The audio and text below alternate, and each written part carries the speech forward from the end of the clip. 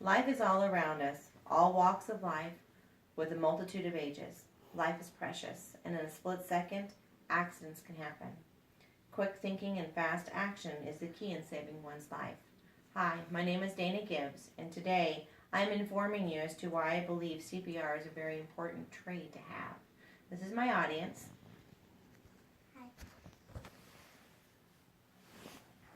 I believe that everyone needs to master the skills of CPR, whether you are young of age or older, you can help. If you were unexpectedly put into a situation that could save a life, would you? And could you? My story happened in 1994.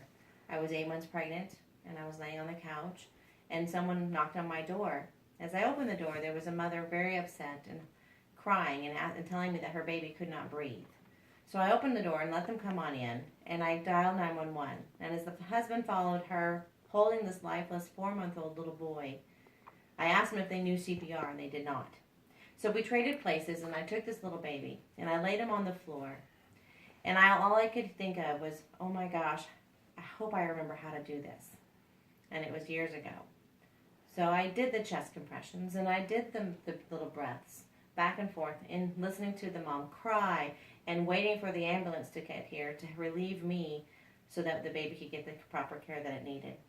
Unfortunately, the baby was already gone. And I didn't know the signs to look for in that. But that was my situation. How would you handle yourself in a situation like this, in an emergency? According to an article, Why CPR is Important, written by Suzanne S. Wiley, if someone collapses and is in need of CPR, it is up to the bystander in the area to help that person until paramedics arrive. The problem is one sees with the bystanding is hesitation. They hesitate on what to do. Do they know what to do? Or are they afraid that they're going to do the wrong thing? This is called bystander's reluctance. Now that you understand that anyone can be affected, let's explore CPR. CPR is cardiopulmonary resuscitation, which consists of chest compressions, breaths, and an AED. An AED is an automated external defibrillator.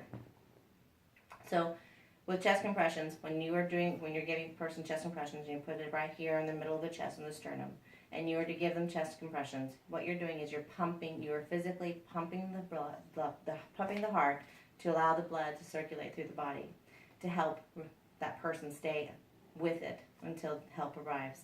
But there is a difference with children and adults. Children, you have your placement with 2 fingers, and you have with adults are different. So you do always 30 compressions and 2 breaths. 30 compressions and 2 breaths. And then someone will come with an AED, we place it on the person, and then that'll shock the heart as when we're told, and then you continue with chest compressions and breath. Hannah, would you show us what an infant looks like when you do compressions on an infant? Hannah will show us what it looks like with a 2-year-old, with an infant. You take your 2 fingers, you place it on the chest, just right there, and she will go ahead and press down just 2 times for show.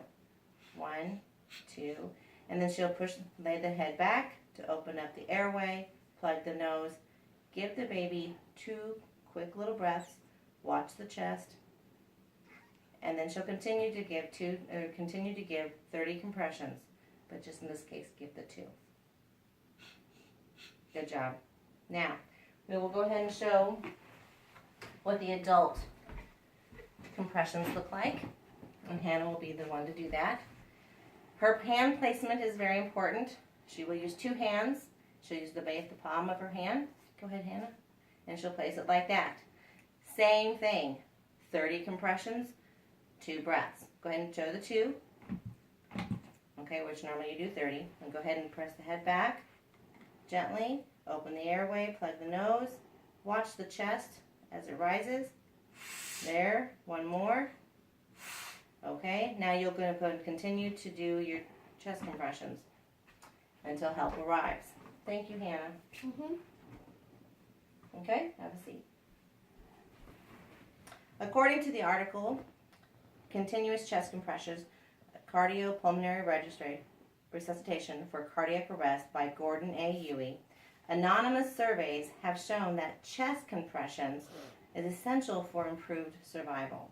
The American Heart Association says that 70% of people feel helpless to act during a cardiac emergency. 88% of cardiac arrests occur at home. Failure to act in a cardiac emergency can lead to unnecessary death. In conclusion, to be able to know CPR skills can save a life. The American Heart Association trains more than 12 million people CPR annually. Don't be a bystander. Be that one. Be prepared. Save a life. Thank you. And there's my